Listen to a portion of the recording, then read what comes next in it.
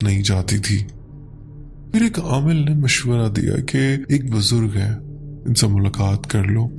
پھر میرے دوست کے والد ان بزرگ کے پاس گئے اور پوری صورتحال بیان کی۔ تو انہوں نے کہا کہ تم پریشان نہ ہو، میں 4 دن بعد تمہارے گھر آ کر تمہاری بیوی کو دیکھوں گا۔ جب وہ بزرگ عامل گھر آئے تو پتہ نہیں کیوں کوئی بھی گیٹ نہیں کھول پا رہا تھا۔ ایسا لگ رہا تھا جیسے کوئی روحانی طاقت اس گیٹ کو کھولنے سے روک رہی ہو۔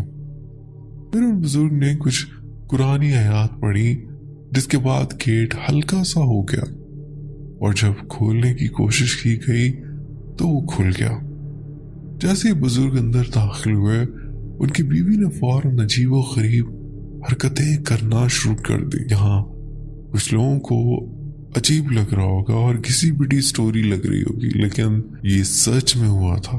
کبھی ہنس رہی تھیں، کبھی رو رہی تھیں، اور کبھی بہت اداس ہو جاتی تھی۔ خیر، جب علاج شروع ہوا تو بزرگ نے صرف ان کے شوہر اور ان کے بھائی کو اندر آنے کی اجازت دی، باقی سب کو باہر رکنے کا کہا۔ عمل کے دوران وہ چیزیں مخلوق بہت مشکل سے قابو میں آئی۔ پھر جب بزرگ نے اس سے سوال کیا تو اس نے اپنا ایک نام بتایا جو میں بھول گیا۔ نے بتایا کہ جس جگہ وہ عورت مریضہ موجود تھی، اس جگہ کو انسانوں نے کچرا پھینک کر گندا کر دیا تھا، اور اب وہ جنی اس عورت کو اپنے ساتھ لے کر جانا چاہتی تھی۔ یہ سن کر بزرگ نے فوراً کچھ وظائف پڑھے اور ان پر دم کرتے گئے۔ یہ سارا معاملہ عشاء کی نماز کے بعد شروع ہوا اور رات 2 بجے کے بعد جا کر ختم ہوا۔ پھر بزرگ نے کہا کہ اب سب ٹھیک ہے، یہ مخلوق اب تمہیں تنگ نہیں کرے گی۔ اس کے بعد انکل نے اپنی بیوی کو گھر تک چھوڑا۔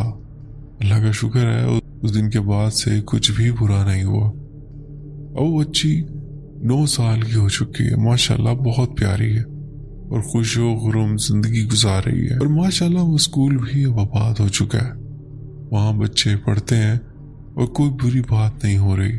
مجھے ان سب چیزوں پر یقین تو نہیں، لیکن یہ واقعہ دل دہلا دینے والا واقعہ تھا۔ میں اجازت چاہتا ہوں، میری سٹوری اچھی لگی ہو تو اپنے چینل پر لازمی شیئر کریے گا۔ بہت شکریہ آپ نے سٹوری شیئر کی۔ بڑھتے ہیں ایک اور سٹوری کی طرف۔ میرا نام رنیتا آدتیہ ہے، سوری اگر پروننسیشن میں غلطی ہو گئی ہے تو۔ میں آپ کی سٹوریز روز سنتی ہوں اور امید کرتی ہوں کہ آپ خیریت سے ہوں گے۔ میں ایک چھوٹی سی کہانی آپ کے ساتھ شیئر کرنا چاہتی ہوں۔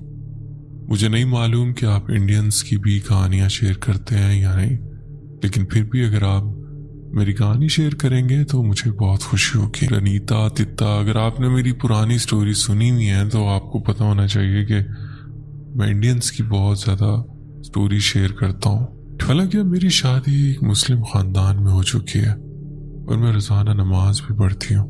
میرا تعلق مغربی بنگال کے ایک چھوٹے سے ضلع مرشد آباد کے قصبے جیا گنج سے ہے، جہاں معروف گلوکار ارجیت سنگھ کا گھر بھی ہے۔ میں اس وقت چھوٹی تھی، تقریباً 7ویں 8ویں جماعت میں پڑھتی تھی۔ میری پڑھائی میں اچھی خاصی دلچسپی تھی، آج بھی ہے۔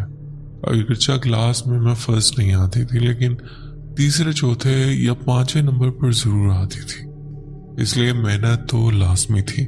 میں روزانہ تقریباً 4-5 ٹیوشن پڑھنے جایا کرتی تھی۔ انہی میں سے ایک ٹیوشن رات کو 8 بجے سے لے کر 10 بجے تک ہوتی تھی۔ یہ کلاس ہمارے سائنس کے ٹیچر دیا کرتے تھے، جو صبح اسکول میں پڑھانے کے بعد شام کو خاص چند طلباء کے لیے یہ اضافی کلاس رکھتے تھے۔ اب 5 یا 6 لڑکیاں ہی اس ٹیوشن میں جاتی تھی۔ مجھے لینے میری 2 سہیلیاں آتی تھی، پھر ہم تینوں ساتھ چل کر ایک سہیلی کے گھر جاتے، جہاں سر بھی آتے اور کلاس لیتے۔ کلاس کے بعد ہم تینوں پھر ایک ساتھ ہی واپس آتے۔ واپسی کے راستے میں ایک قبرستان پڑتا تھا، ہمیں آتے اور جاتے دونوں وقت اسی راستے سے گزرنا ہوتا تھا۔ ایک رات کی بات ہے، ہم تینوں قبرستان کے پاس سے گزر رہے تھے اور راستے میں کچھ پراسرار باتیں بھی کر رہے تھے۔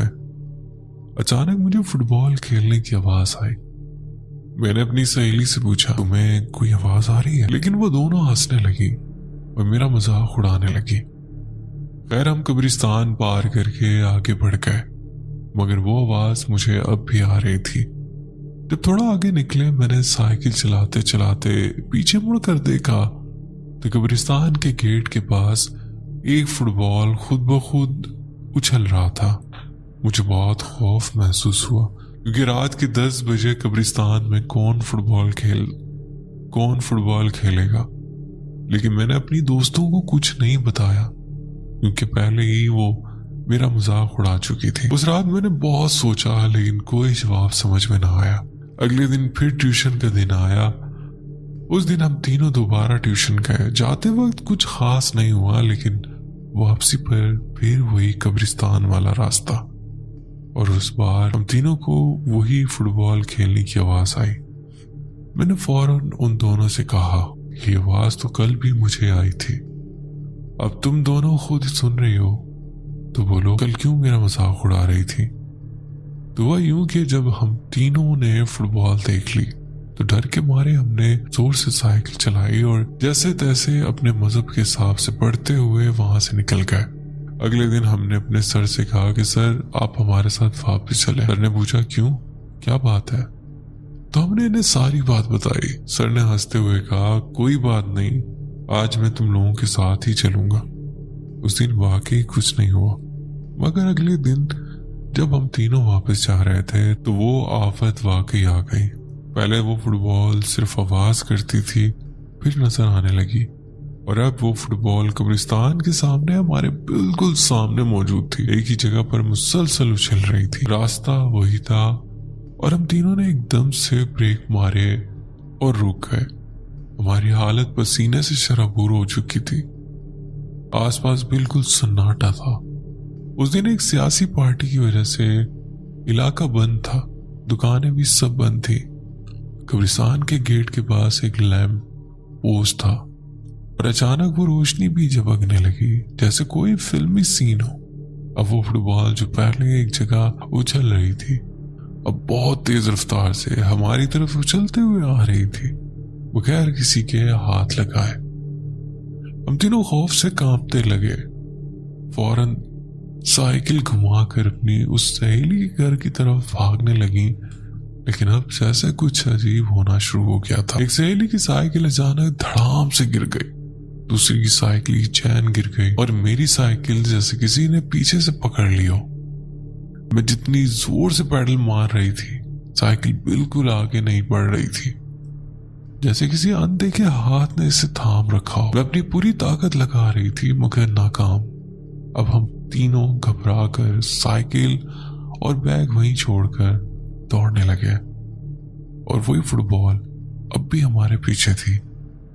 ہم تینوں بھاگتے بھاگتے وہاں پہنچے جہاں سے تھوڑا آگے ہندو مان جی کا مندر تھا۔ یہ وہی جگہ تھی جہاں سے ہم روز اس دوست کے گھر جاتے تھے، لیکن مندر بند تھا۔